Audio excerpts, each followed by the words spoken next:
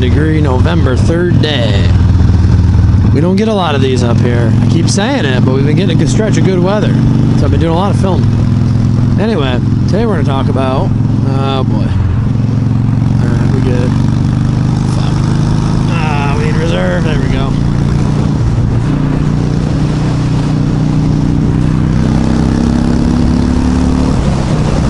Today we're going to talk about keeping a good reputation as a motorcyclist in the eyes of car drivers, but also riding your own ride to keep yourself safe.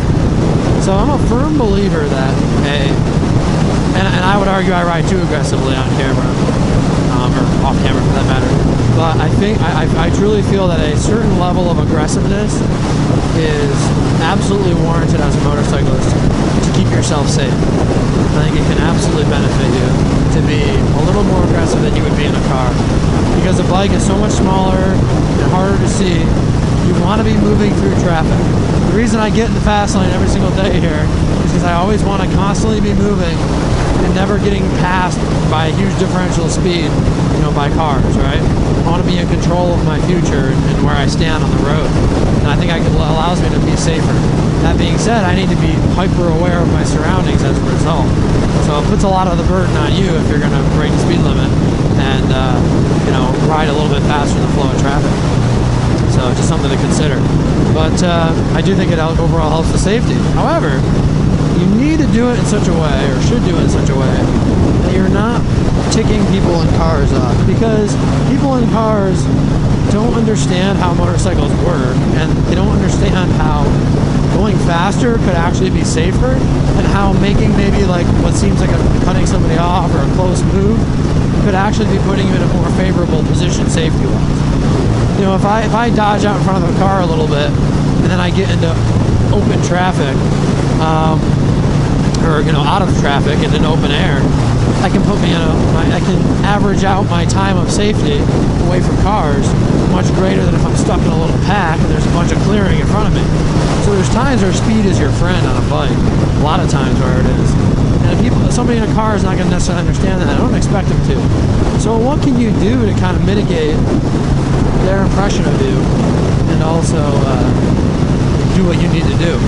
And the only reason this matters, and the only reason I care what a car driver thinks of me, is because I want them to look out for me, right? So in the perfect world, every motorcyclist would look out for every car, and every car would look out for every motorcycle.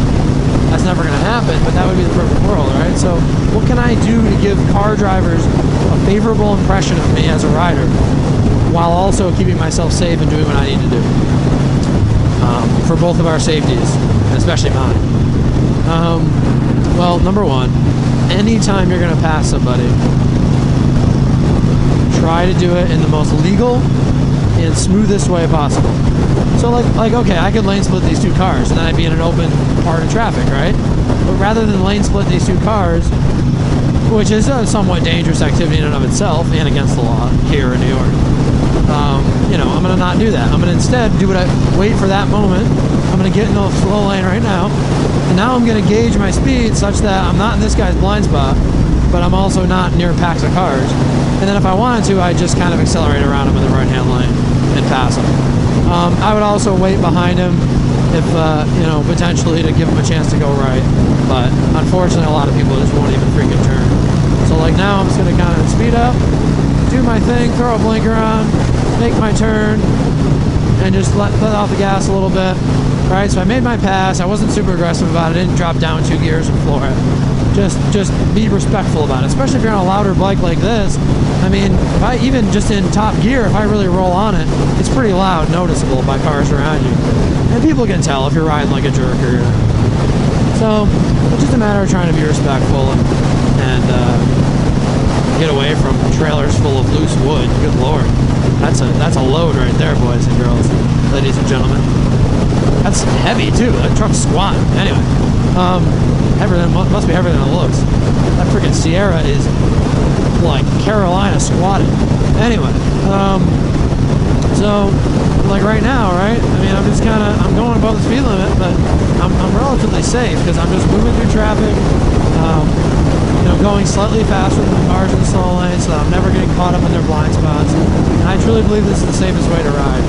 Actually, I typically be in the inside lane position because then people can see you easier in their mirrors. I just wasn't, so I don't have a good reason for that. But even though you're closer to their car, it's like if they start to move, you're gonna be able to dodge them faster as long as you're paying attention. Then they can move out in your lane anyway. So you're not in any more harm from that perspective, but you allow yourself to be seen better, which is good, because then if you can be seen, then they might not make that move to begin with. So better to be seen and have them not make a move than be positioned away in case they do make a move that they're now more likely to make because of your lane position, if that makes sense. So that's my theory on that.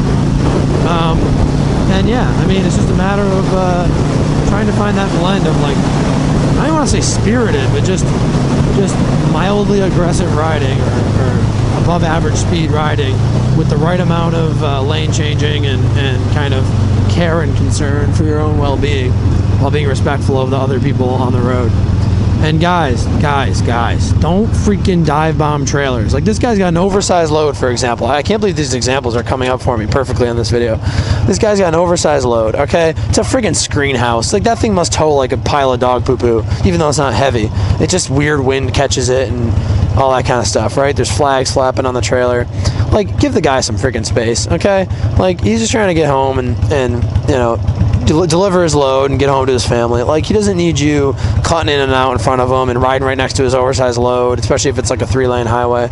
Also notice the tire on that trailer is freaking bald on the inside. The camber and the trailer axle must be bad.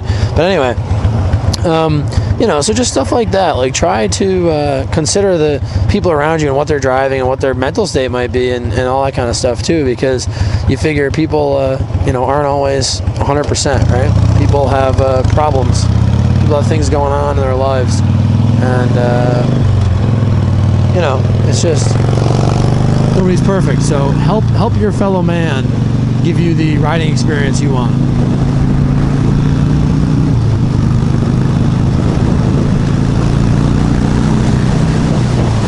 And need, so you survive, frankly.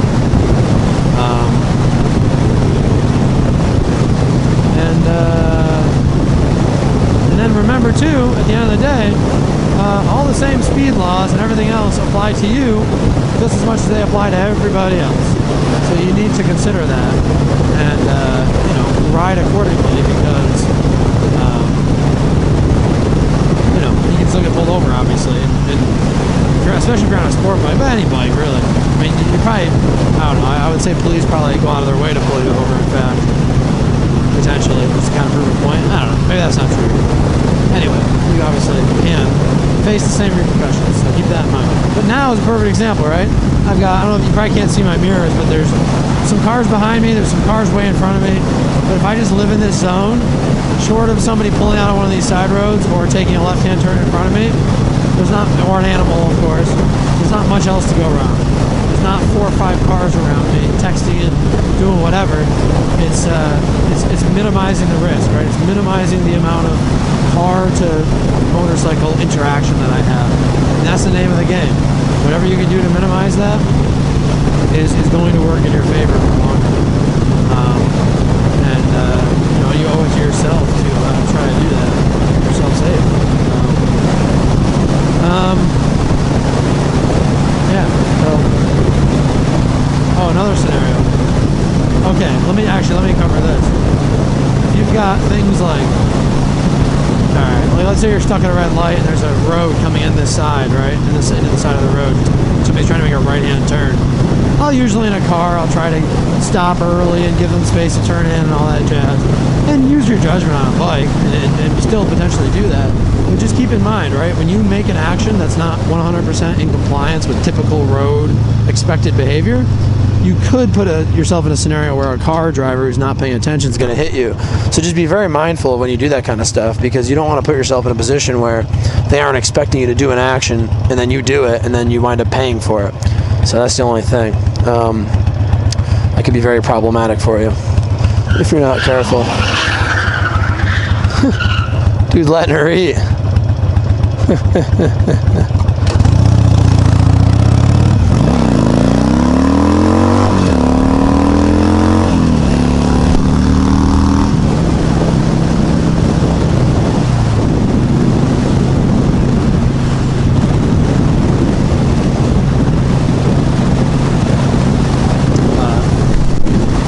So anyway, guys, I think that's it for this one.